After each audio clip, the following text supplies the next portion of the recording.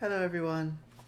Apparently, I am the worst dad in the history of ever because I was mean and cruel and selfish, and I didn't let Opal go outside on the balcony all night. So now she is sulking in the bedroom and asleep. So, as part of your double feature tonight, we are going to be reading Coraline, and we're basically going to be reading chapters until I fall asleep because it is 9:30, and you deserve a bedtime story, and I deserve a bedtime. So, somewhere inside of her, Coraline could feel a huge sob welling up, and then she stopped it before it came out. She took a deep breath and let it go. She put out her hands to touch the space in which she was imprisoned. It was the size of a broom closet, tall enough to stand or sit in, not wide enough or deep enough to lie down in. One wall was glass. It felt cool to the touch. She went around the tiny room a second time, running her hands over every surface that she could reach, feeling for doorknobs or switches or concealed catches, some kind of way out, and found nothing. A spider scuttled over the back of her hand, and she choked back a shriek. But apart from the spider, she was alone in the closet in the pitch dark. And then her hand touched something that felt for all the world like someone's cheek and lips, small and cold, and a voice whispered in her ear, "Hush and shush, say nothing, for the beldam might be listening." Coraline said nothing. She felt a cold hand touch her face, fingers running over it like the gentle beat of a moth's wings. Another voice, hesitant and so faint that Coraline wondered if she were imagining it, said, "Art art thou alive?" "Yes," whispered Coraline. "Poor child," said the first voice. "Who are you?" whispered Coraline.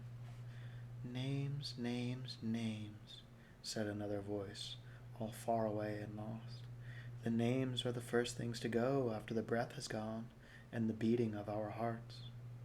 We keep our memories longer than our names. I still keep pictures in my mind of my governess on some May morning carrying my hoop and stick and the morning sun behind her and all the tulips bobbing in the breeze. But I have forgotten the name of my governess and of the tulips too." "I don't think tulips have names," said Coraline. "They're just tulips." "Perhaps," said the voice sadly. "But I've always thought that these tulips must have had names. They were red and orange and yellow, like the embers in the nursery fire on a winter's evening. I remember them."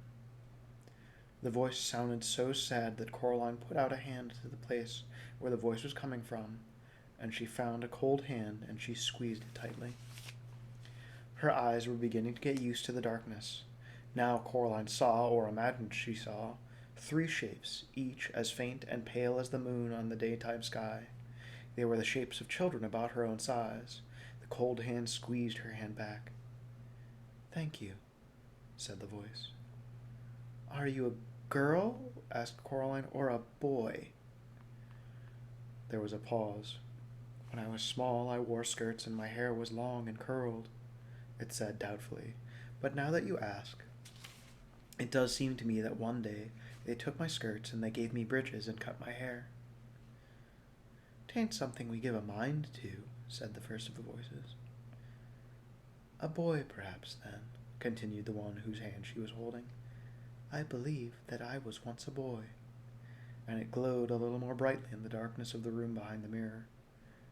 "What happened to you all?" asked Coraline. "How did you come here?" "She left us here," said one of the voices. "She stole our hearts, and she stole our souls, and she took our lives away, and she left us here, and she forgot about us in the dark." "You poor thing," said Coraline. How long have you been here?" "So very a long time," said a voice. "Aye, a time beyond reckoning," said another voice.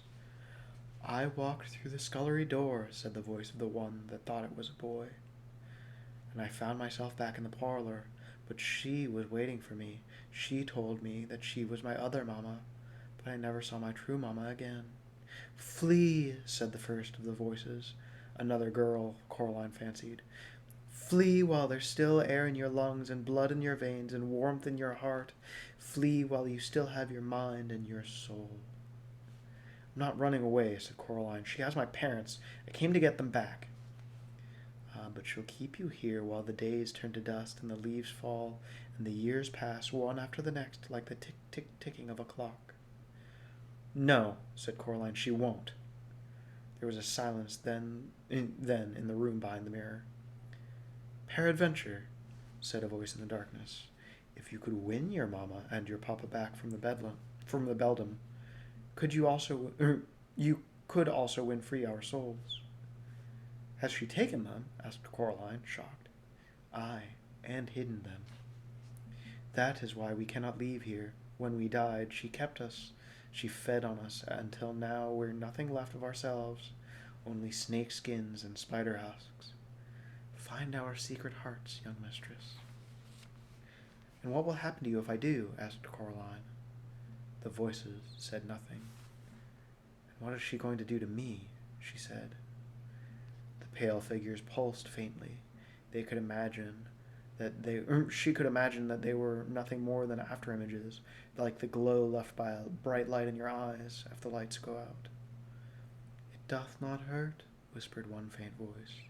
She will take your life and all that you are and all that you carest for, and she will leave you with nothing but mist and fog. She'll take your joy, and one day you'll awake, and your heart and your soul will be gone. A husk you'll be, a wisp you'll be, and a thing no more than a dream on waking, or a memory of something forgotten. Hollow, whispered the third voice. Hollow, hollow, hollow, hollow. You must flee, sighed a voice faintly. I don't think so, said Coraline. I tried running away and it didn't work. She just took my parents. Can you tell me how to get out of this room? If we knew, we would tell you. Poor things, said Coraline to herself. She sat down. She took off her sweater and rolled it up and put it behind her head as a pillow. She won't keep me in the dark forever, said Coraline. She brought me here to play games. Games and challenges, the cat said. Not much of a challenge here in the dark. She tried to get comfortable, twisting and bending herself to fit the cramped space behind the mirror. Her stomach rumbled. She ate her last apple, taking the tiniest bites, making it last as long as she could. When she'd finished, she was still hungry. Then an idea struck her, and she whispered, When she comes to let me out, why don't you three come with me? We wish that we could, they sighed to her, in their barely there voices. But she has our hearts in her keeping. Now we belong to the dark and to the empty places. The light would shrivel us and burn. Oh, said Coraline. She closed her eyes, which made the darkness darker, and she rested her head on the rolled-up sweater, and she went to sleep. And she fell asleep as she thought. She felt a ghost kiss her cheek tenderly, and a small voice whisper into her ear, a voice so faint that it was barely there at all, a gentle, wispy nothing of a voice, so hushed that Coraline could almost believe that she was imagining it. Look through the stone, it said to her, and then she slept. Chapter 8. The other mother looked healthier than before. There was a little blush to her cheeks, and her hair was wriggling like lazy snakes on a warm day. Her black button eyes seemed as if they had been freshly polished. She'd pushed through the mirror as though she were walking through nothing more solid than water, and had stared down at Coraline. Then she opened the door with one little silver key. She picked Coraline up just as Coraline's real mother had when Coraline was much younger, cradling the half-sleeping child as if she were a baby.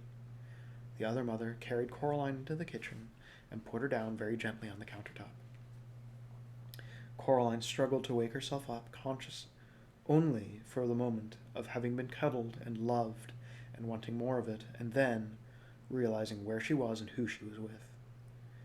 There, my sweet Coraline, said her other mother. I came and fetched you out of the cupboard. You needed to be taught a lesson, but we temper our justice with mercy here.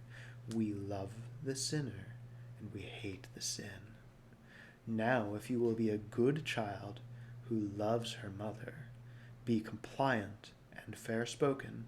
You and I shall understand each other perfectly, and we shall love each other perfectly as well. Coraline scratched the sleep grit from her eyes. There were other children in there, she said, old ones from a long time ago. Were there? Said the other mother. She was bustling between the pans and the fridge, bringing out eggs and cheeses, butter, and a slab of sliced pink bacon. Yes, said Coraline, there were. I think you're planning to turn me into them. A dead shell. The other mother smiled gently. With one hand she cracked the eggs into a bowl. With the other hand she whisked them and whirled them. Then she dropped a pat of butter into the frying pan, where it hissed and fizzed and spun as she sliced thin slices of cheese. She poured the melted butter and the cheese into the egg mixture and whisked it some more.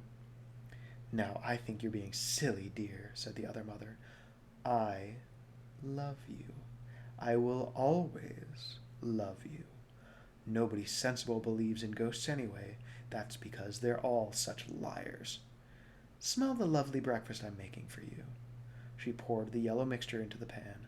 Cheese omelet. Your favorite. Coraline's mouth watered. You like games, she said. That's what I've been told. The other mother's black eyes flashed. Everybody likes games, was all she said. Yes, said Coraline. She climbed down from the counter and sat at the table. The bacon was sizzling and spitting under the grill. It smelled wonderful. Wouldn't you be happier if you won me fair and square? Asked Coraline. Possibly, said the other mother. She had a show of unconcernedness, but her fingers twitched and drummed, and she licked her lips with her scarlet tongue. What exactly are you offering? Me, said Coraline, and she gripped her knees under the table to stop them from shaking. If I lose, I'll stay here with you forever, and I'll let you love me. I'll be a most dutiful daughter. I'll eat your food and play happy families, and I'll let you sew buttons into my eyes. Her other mother stared at her, black buttons unblinking. Oh, that sounds very fine, she said. And if you do not lose? Then you let me go. You let everyone go. My real father and my real mother, the dead children, everyone you've trapped here. The other mother took the bacon from under the grill and put it on the plate. Then she slipped the cheese omelet from the pan onto the plate, flipping it as she did so, letting it fold itself into a perfect omelet shape. She placed the breakfast plate in front of Coraline, along with a glass of freshly squeezed orange juice and a mug of frothy hot chocolate. Yes, she said, I think I like this game. But what kind of game shall it be? A riddle game? A test of knowledge or of skill? An exploring game, suggested Coraline. A finding things game.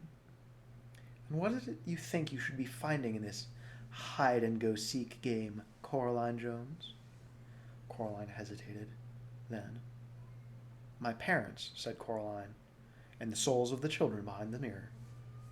The other mother smiled at this triumphantly, and Coraline wondered if she had made the right choice. Still, it was too late to change her mind now. A deal, said her other mother. Now, eat up your breakfast, my sweet. Don't worry. It won't hurt you. Coraline stared at the breakfast, hating herself for giving in so easily, but she was starving. How do I know you'll keep your word? Asked Coraline. I swear it, said the other mother. I swear it on my own mother's grave. Does she have a grave? Asked Coraline. Oh, yes, said the other mother. I put her in there myself, and when I found her trying to crawl out, I put her back. Swear on something else, so I can trust you to keep your word. My right hand, said the other mother, holding it up. She waggled her long fingers slowly, displaying the claw-like nails. I swear on that. Coraline shrugged. Okay, it's a deal. She ate the breakfast, trying not to wolf it down. She was hungrier than she thought. As she ate, her other mother stared at her. was hard to read expressions in those black button eyes, but Coraline thought that her other mother looked hungry too. She drank the orange juice, but even though she knew she would like it, she could not bring herself to taste the hot chocolate. "Where should I start looking?" asked Coraline. "Wherever you wish," said her other mother, as if she did not care at all. Coraline looked at her, and Coraline thought hard. There was no point, she decided, in exploring the garden and the grounds. They didn't exist. They weren't real. There was no abandoned tennis court in the other mother's world, no bottomless well. All that was real was the house itself. So she looked around the kitchen. She opened the oven. She peered into the freezer, poked her into the salad compartment in the fridge. The other mother followed her about, looking at Coraline with a smirk always hovering at the edge of her lips. "How big are souls anyway?" asked Coraline. The other mother sat down at the kitchen table and leaned back against the wall, saying nothing. She picked at her teeth with long crimson varnished fingernails. Then she tapped her finger gently against the polished black surface of her black button eyes. "Fine," said Coraline. "Don't help me. I don't care. Doesn't matter if you help me or not. Everyone knows that a soul is the same size as a beach ball." She was hoping the other mother would say something like, "Nonsense, they're the size of ripe onions, or suitcases, or grandfather clocks." But the other mother simply smiled, and the tap, tap, tapping of her fingernail against the eye was steady and relentless as the drip of water droplets from the faucet into the sink. And then Coraline realized it was simply the noise of water. She was alone in the room. Coraline shivered. She preferred the other mother to have a location. If she were nowhere, then she could be anywhere. And, after all, it was always easier to be afraid of something you can't see. So she put her hands into her pockets, and her fingers closed around the reassuring shape of the stone with the hole in it. She pulled it out of her pocket, held it in front of her as if she were holding a gun, and walked out into the hall.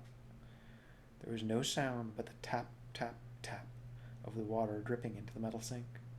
She glanced at the mirror at the end of the hall. For a moment it clouded over, and it seemed to her that faces swam in the glass, indistinct and shapeless, and then the faces were gone. There was nothing in the mirror but a girl who was small for her age, holding something that glowed gently like a green coal. Coraline looked down at her hand, surprised. It was just a stone with a hole in it, a nondescript brown pebble. Then she looked back into the mirror, where the stone glimmered like an emerald. A trail of green fire blew from the pebble in the mirror and drifted towards Coraline's bedroom. "Huh," said Coraline. She walked into the bedroom. The toys fluttered excitedly as she walked in, as if they were pleased to see her, and a little tank rolled out of the toy box to greet her, its tread rolling over several other toys. It fell from the toy box onto the floor, tipping as it fell, and it lay on the carpet like a beetle on its back, grumbling and grinding its treads before Coraline picked it up and turned it over. The tank fled under the bed in embarrassment. Coraline looked about the room. She looked in the cupboards and the drawers. Then she picked up one end of the toy box and tipped all of the toys in it out onto the carpet, where they grumbled and stretched and wiggled awkwardly free of each other. A gray marble rolled across the floor and clicked against the wall. None of the toys looked particularly soul-like, she thought. She picked up and examined a silver charm bracelet from which hung tiny animal charms that chased each other around the perimeter of the bracelet, the fox never catching the rabbit, the bear never gaining on the fox. Coraline opened her hand and looked at the stone with the hole in it, hoping for a clue but not finding one. Most of the toys that had been in the toy box had now crawled away to hide under the bed, and the few toys that were left, a green plastic soldier, the glass marble, a vivid pink yo-yo, and such, were the kinds of things that you would find in the bottoms of toy boxes in real world. Forgotten objects, abandoned and unloved. She was about to leave and look elsewhere, and then she remembered a voice in the darkness, a gentle whispering voice, and what it had told her to do. She raised the stone with a hole in it and held it out in front of her right eye. She closed her left eye and looked at the room through the hole in the stone. Through the stone, the world was gray and colorless, like a pencil drawing. Everything in it was gray, not quite everything. Something glinted on the floor, something like the color of an ember in a nursery fireplace, the color of a scarlet and orange tulip nodding in the May sun. Coraline reached out her left hand, scared that if she took her eye off of it, it would vanish, and she fumbled for the burning thing. Her eyes closed around something smooth and cool. She snatched it up, and then lowered the stone with a hole in it from her eye and looked down. The gray glass marble from the bottom of the toy box sat, dully, in the pink palm of her hand. She raised the stone to her eye once more and looked through it at the marble. Once again the marble burned and flickered with red fire. A voice whispered in her mind, "Indeed, lady, it comes to me that I certainly was a boy, now that I think on it. Oh, but you must hurry. There are 2 of us still to find, and the beldam is angry already with you for uncovering me." "I'm going to do this," thought Coraline. "I'm not going to do it in her clothes." She changed back into her pajamas and her dressing gown and her slippers, leaving the gray sweater and the black jeans neatly folded up on the bed, and the orange boots on the floor by the toy box. She put the marble into her dressing gown pocket and walked out into the hall. Something stung her face and the hands like sand blowing on a beach on a windy day. She covered her eyes and pushed forwards. The sand stings got worse, and it got harder and harder to walk, as if she were pushing into the wind on a particularly blustery day. It was a vicious wind and a cold one. She took a step backwards the way that she'd come. "Oh, keep going," whispered a ghost voice in her ear, "for the beldam is angry." She stepped forwards into the hallway, into another gust of wind which stung her cheeks and face with invisible sand, sharp as needles, sharp as glass. "Play fair!" shouted Coraline into the wind. There was no reply, but the wind whipped about her one more time, petulantly, and then it dropped away and was gone. As she passed the kitchen, Coraline could hear, in the sudden silence, the drip, drip, drip of the water from the leaking tap, or perhaps the other mother's long fingernails tapping impatiently against the table. Coraline resisted the urge to look. In a couple of strides, she reached the front door and she walked outside. Coraline went down the steps and round the house until she reached the other Miss Spink and Miss Forcible's flat. The lamps around the door were flickering on and off almost randomly now, spelling out no words that Coraline could understand. The door was closed. She was afraid it was locked, and she pushed on it with all of her strength. First it stuck, then, suddenly, it gave, and with a jerk, Coraline stumbled. Coraline stumbled into the dark room beyond. Coraline closed one hand round the stone with the hole in it, and walked forwards into the blackness. She expected to find a curtained anteroom, but there was nothing there. The room was dark, the theater was empty. She moved ahead cautiously. Something rustled above her. She looked up into the deeper darkness, and as she did so, her feet knocked against something. She reached down, picked up a flashlight, and clicked it on, sweeping the beam around the room. The theater was derelict and abandoned. Chairs were broken on the floor, and old, dusty spiderwebs draped the walls and hung from the rotten wood and the decomposing velvet hangings. Something rustled once again. Coraline directed her light beam upwards, towards the ceiling. There were things up there, hairless jellyfish, jellyish.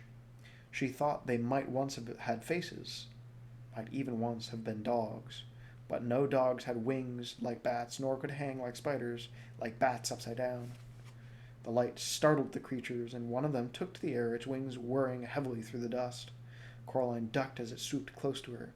It came to rest on the far wall, and it began to clamber upside down, back up to the nest of dog bats on the ceiling. Coraline raised the stone to her eye, and she scanned the room through it, looking for something that glowed or glinted, a telltale sign that somewhere in this room was another hidden soul. She ran the beam of the flashlight around the room as she searched, the thick dust in the air making the light beam seem almost solid. There was something up on the back wall behind the ruined stage.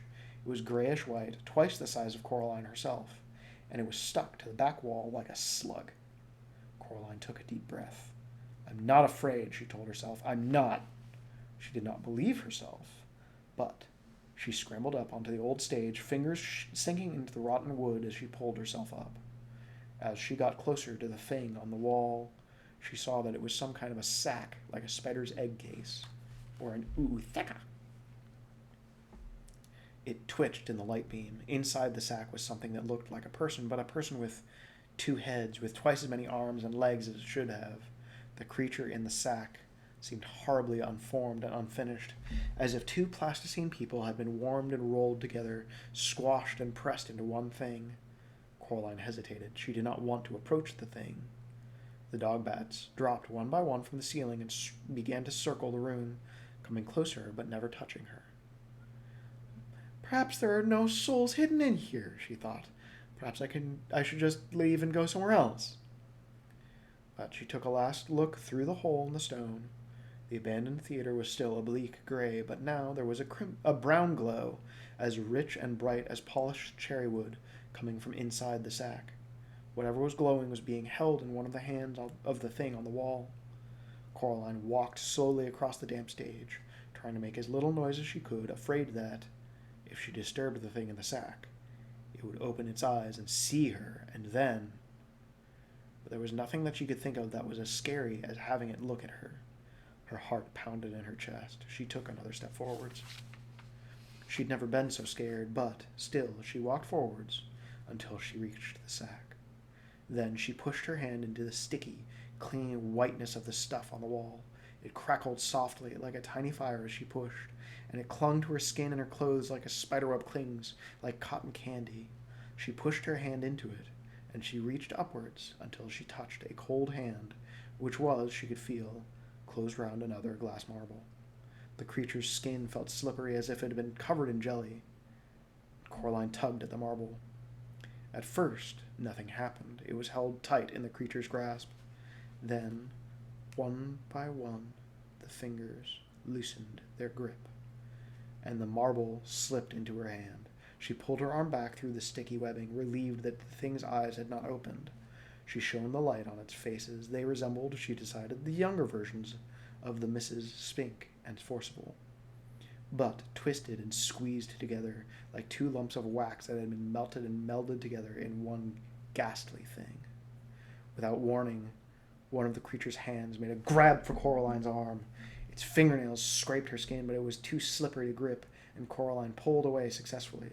And then the eyes opened, 4 black buttons glinting and staring down at her, and the 2 voices that sounded like no voice that Coraline had ever heard began to speak to her.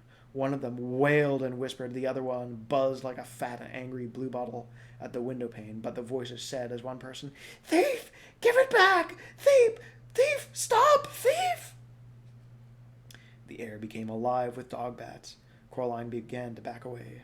She realized then that, terrifying though the thing on the wall had once been, the other Mrs. Spink and Forcible was, it was attached to the wall by its web, encased by its cocoon, and it could not follow her. The dog bats flapped and fluttered around her, but they did nothing to hurt Coraline. She climbed down from the stage, shone the flashlight about the old theater, looking for the way out. "Flee, miss," wailed a girl's voice in her head. "Flee now. You have 2 of us. Flee this place while your blood still flows." Coraline dropped the marble into her pocket beside the other. She spotted the door, she ran to it, and pulled on it until it opened. And remember, this is perfect evidence that even when they are horrible jellyfish bat dogs, they are still good boys. Alright. Let's see. How long is...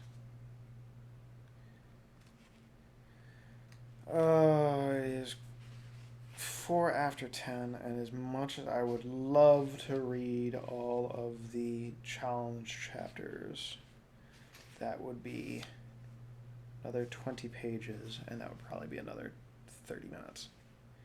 And as you may have noticed, I am tired. So I think I'm going to go ahead and stop here tonight. And then either tomorrow or Friday, we're going to get 3 chapters done, and we'll be that much closer to the end. So, in the meantime, you have more important things to do than listen to me. So, get some rest and do your best to become somebody that you can be proud of. And if people can hate without knowing anything about you, then I can love you for the same reason. And I know things are scary right now. Just be brave, okay? Do your best.